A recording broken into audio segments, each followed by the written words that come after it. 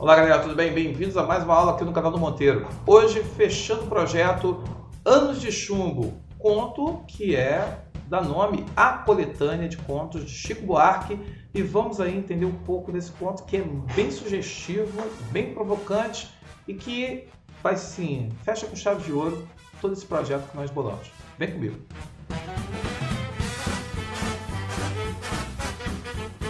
E aí galera, tudo bem? Meu nome é Sérgio Monteiro, sou professor de literatura, redação. Estou aqui hoje fazendo com vocês esse projeto chamado Anos de Chumbo, em cima do livro que é a leitura obrigatória para o segundo EQ da UERJ.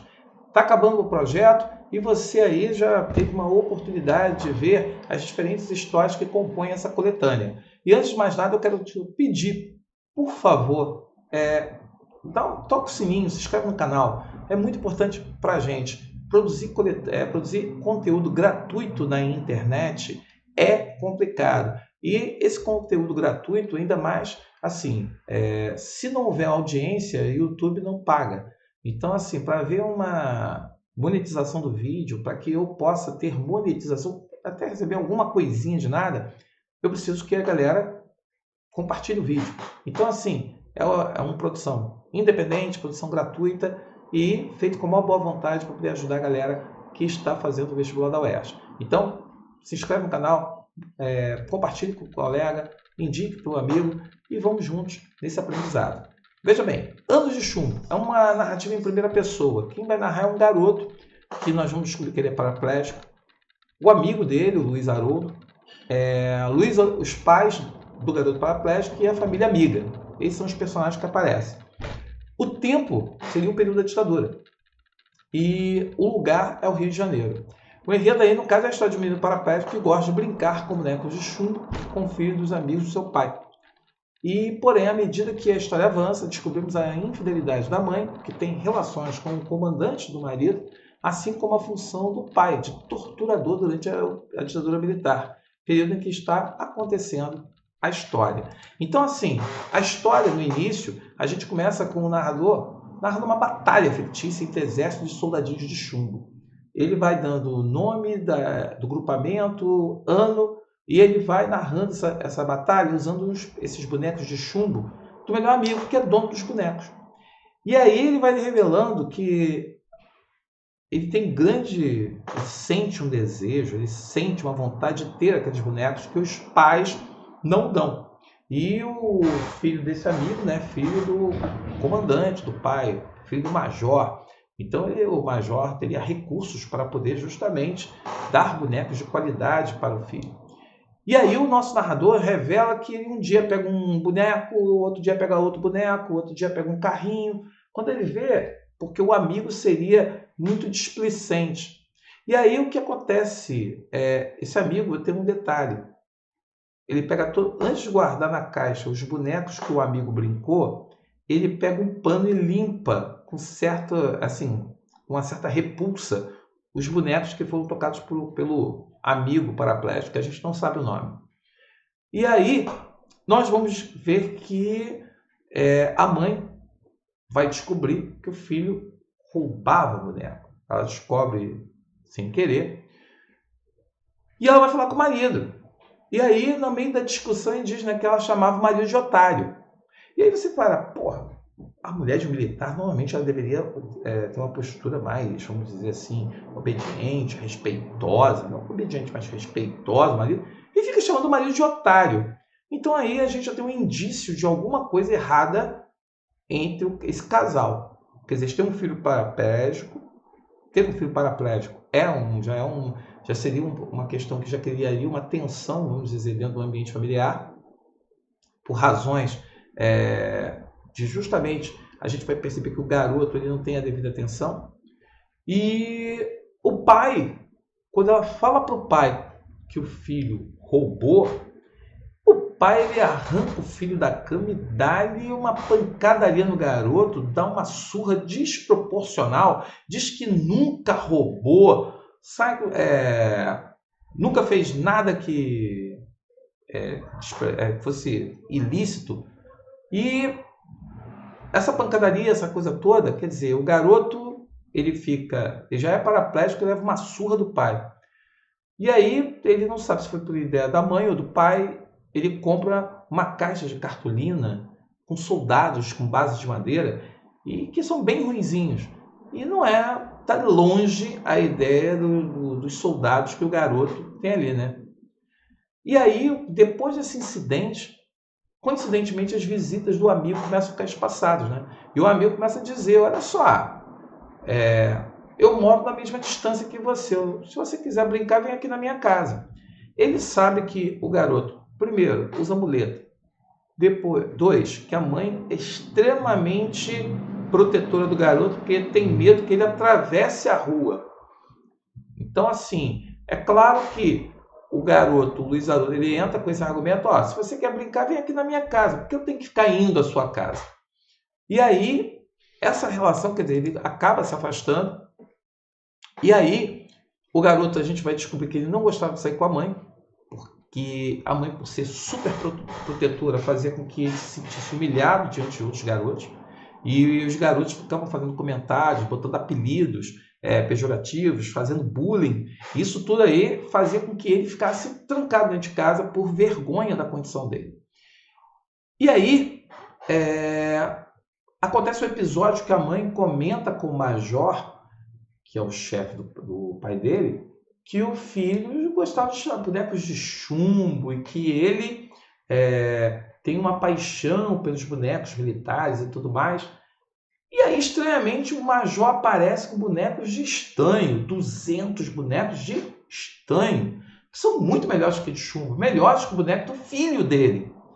E aí, outro indício. Primeiro, a mulher chamou o marido de otário. Agora, ela comenta com o Major sobre essa questão do filho dela gostar dos bonecos. E aí, ele vai comprar os bonecos para ela justamente poder usar, para ele poder brincar. Pessoal, duas coisas aí que vocês têm que ficar de orelha em pé. Quando a gente está lendo uma narrativa, é importante que a gente perceba os indícios que são dados durante a narrativa por parte do enunciador, que revela, ele não malda essa ação, ele acha que, poxa, o cara foi legal comigo, o cara foi bacana comigo. Mas aí a pergunta é, qual a obrigação do sujeito, que é o chefe do pai dele, ficar fazendo essa graça com o filho, que não é dele? Será? E aí, né, a gente vai descobrir que os pais se encontravam, as famílias se encontravam no clube militar, eles costumavam jogar, havia um hábito das famílias se encontrarem e ficarem jogando carta. E ele revela uma situação que numa dessas idas à noite, lá o Luiz estava junto, e ele fica tocando na perna aleijada do protagonista, com uma cara de nojo, uma certa assim, repulsa do garoto.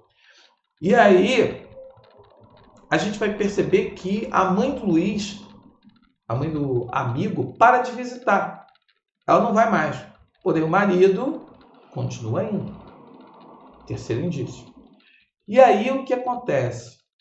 O Major, ele frequentava a casa mesmo com a ausência do marido. Quarto indício. E aí, o que acontece? O Major colocava missões para o pai realizar que o pai ficava fora.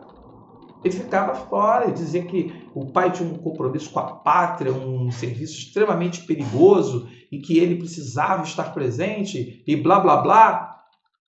E aí, cada vez que o pai voltava dessas missões, ele voltava muito tenso, ele voltava muito nervoso, a boca travada, e ele batia, acabava descarregando essa fúria do trabalho na mãe. Então a mãe também, a mãe era vítima da violência do marido, que trabalhava justamente onde? Qual era o trabalho que o marido fazia? Ele torturava, botava os caras no pau de arara, dava choque enfiando fio em partes íntimas de homens e mulheres, e aí daí é o trabalho dele. Cara, isso é um trabalho que não mexe, porque você pode falar que a pessoa não vai ficar sadia mentalmente praticando esse tipo de ação. A tortura, ela é uma prática covarde, porque você está pegando uma pessoa, está amarrando a pessoa, está deixando a pessoa imóvel E você está praticando as maiores barbáries, está praticando a violência em cima da pessoa. E muitas dessas pessoas, elas fazem isso não é por compromisso, não, é porque ela tem um prazer e ela desenvolve um prazer em ver o sofrimento, em ver a pessoa ali passando por aquela humilhação. E a pessoa se sente regozijada, se sente ali satisfeita. Mas, pessoal, uma pessoa que tem esse tipo de comportamento, ela não pode ser sadia. Daí você entende porque ele bate na mulher, porque ele bateu no filho e porque ele vai ter uma atitude violenta. Pessoal, para a gente ficar com o pé atrás com pessoas que fazem discurso de valorização da violência, porque é uma coisa complicada isso, você lidar com essas questões. E aí, né, o major para de visitar o marido, porque o marido, o marido sempre tomava uísque com o major na casa dele. E, como eu falei, mas ele continua visitando a mãe. Ele não visita o marido. E aí o garoto revela que ele compra jantares, vinhos, e eles tomam, e ele adora, porque ele come coisas ali raras, caras, no caso. E uma noite, o menino acorda com cãibra. E aí ele vai pedir massagem à mãe. Quando ele chega na porta, ele está ouvindo sussurros. E aí ele vê que o sussurro não é do pai. E aí ele vai ouvindo, né, entre uma conversa e outra, entre risos e outra, ele ouve o major elogiar o pai. Isso é uma ironia, né? É uma ironia por quê? Porque a gente descobre que as missões que são dadas para o pai, na verdade, é um gancho para que o major ele visite a esposa na ausência do marido. E aí o major vai relatando para a esposa para a mãe do garoto, né, em sessões de tortura. Como que o pai torturava homens e mulheres. E aí, né, eles vão falando, né, e a mulher vai repetindo, e ela vai percebendo, ela vai sentindo ela sente ali no caso, toda uma pulsão sexual, ela se excita com aquilo. Então, ela está falando, ouvindo o cara e se sentindo excitada com aquilo. Então, assim, cara, é um lar extremamente problemático. Um marido violento, uma esposa infiel, vítima da violência do marido, que leva a violência do trabalho para dentro de casa, que tem um filho paraplégico, que não é, e a gente percebe que não há um diálogo, não há uma coisa que aproxime o garoto da família. O pai nem para falar, para saber que, por exemplo, que o filho ganhou 200 bonecos de estanho. Ele nem parou para pensar por que o chefe dele deu um presente desse para o filho. E aí, o pai, a gente já está encaminhando para o final, o pai um dia volta revoltado porque as suas atividades seriam reduzidas. Ou seja, aquela coisa de torturar, você torturava a cara, você ficava repetindo a tortura na pessoa. E como estava ficando caro, ficava muito gasto, o major deu ordem de reduzir o número de sessões. E aí, o garoto, é importante, né? E o pai se considera traído pelo major. Aquele que seria o amigo, que ele falava mal na ausência, mas que sempre poderia bajular, botando uísque para beber, e que parou de aparecer para beber uísque com ele, você vai percebendo que dentro dessa construção aí, quer dizer, uma relação não havia amizade, você vê que a esposa do major já começa a desconfiar alguma coisa, porque ela para de fazer visita, e aí como ela para de fazer visita, porque alguma coisa aconteceu nesse inteirinho aí, entre o marido e a esposa, e que faz com que haja esse afastamento, você vai ver que o menino continua intercalando, né, entre alguns episódios chaves, ele vai intercalando algumas batalhas. E aqui acontece a última, que ele está no quarto dele encenando e que ele usa fósforo. Qual o problema de usar fósforo? Que ele acende o fósforo. E numa dessas batalhas acendendo fósforo, o lençol pega fogo. Aí ele, para poder apagar o fogo, o que ele faz? Ele vai abafar com um cobertor. Só que o cobertor também pega fogo. Bem, ele sabe que os pais estão dormindo no quarto. O que ele faz? Ele sai. E aí entra o fator que lá no início eu não citei, né? Que a casa dele tinha portas blindadas e janelas com grade. Por que essa porta blindada e por que essas janelas com grade? é uma coisa que não se explica, mas você pode inferir, deduzir. Estamos no período da ditadura militar. O pai do garoto é um torturador, ou seja, é um cara que é, de certa forma, avisado. E aí que está a grande questão. O garoto, em vez de acordar os pais, ele toma uma atitude de sair, trancar a porta blindada por fora e tomar sorvete. Ele vai comprar o sorvete, vai andar para o quarteirão e vai dar uma volta no quarteirão tomando sorvete.